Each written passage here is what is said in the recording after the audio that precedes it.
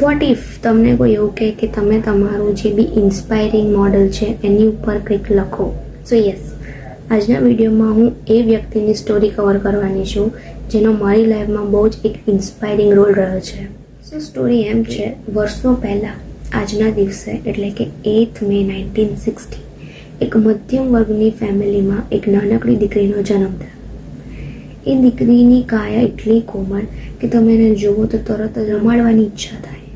એ દીકરીને જોઈને એના બાપુ જે છે એ મલકાતા હતા.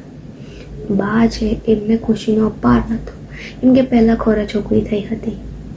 એ છોકરીને હસી ખુશી મોટી કરી. જ્યાં સુધી એ મોટી થઈ ત્યાં સુધી એને પાછળ બીજા 4 ભાઈઓ બી થઈ ગયા. ઓકે, એ છોકરી 10 વર્ષની થઈ. 10 વર્ષની ઉંમરે એને પોતાના ભાઈઓને મોટા કરવાની જવાબદારી લીધી. કેમ કે બા ખેતરમાં બાપુ જોડે કામ કરાવવા જાય તો ઘરમાં ભાઈઓનું ધ્યાન કોણ રાખે? તો એ નાની દીકરીએ પોતાના ભાઈઓની જવાબદારી લીધી 10 વર્ષની ઉંમરે. જેમ જેમ મોટી થઈ એ ફાઇનાન્શિયલ કન્ડિશન પણ ઘરની સારી નહોતી, તો એણે પોતાની સ્ટડી છોડી દીધી પોતાના ભાઈઓને ભણાવવા માટે. સ્ટડી છોડ્યા બાદ એમણે ઘરનું બધા કામ સંભાળવાનું ચાલુ કર્યું, પોતાના ભાઈઓને મોટા કર્યા. હવે એ દીકરી 10 વર્ષથી 16 વર્ષની થઈ ગઈ તો એમને પરણાવી દીધા. 16 વર્ષની ઉંમરે પોતાની સાસરીએ ગયા.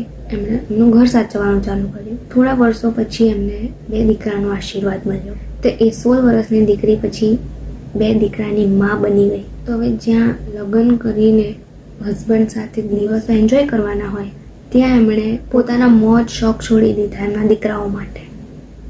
દીકરાઓને ભણાવ્યા, ગણાવ્યા, મોટા હોદ્દે પહોંચાડ્યા. થોડા વર્ષો પછી દીકરાઓને પરણાવી દીધા ને 2 દીકરાઓને ભગવાનની દયા સારી વહુઓ મળી, એ સાસુ બની ગયા. થોડા વર્ષો થયા એટલે એમને 3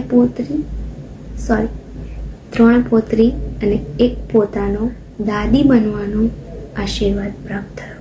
હવે હું એમ કહું, કઈ છોકરી એ હશે કે જેણે પોતાના જવાનીના દિવસો છોડી એમના મમ્મી પપ્પાના કહેવા પર લગ્ન કરી લીધા, પોતાના હસબન્ડ જોડે ક્યાંય ફરવા ન ગયા અને પોતાના જવાનીના દિવસો પોતાના છોકરાઓને આપી દીધા. પછી જ્યારે શાંતિથી જીવન જીવવાનું હોય ત્યાં દાદી બન્યા ને પોતરા પોતરીઓ રમાડ્યા ને એમને મોટા કર્યા.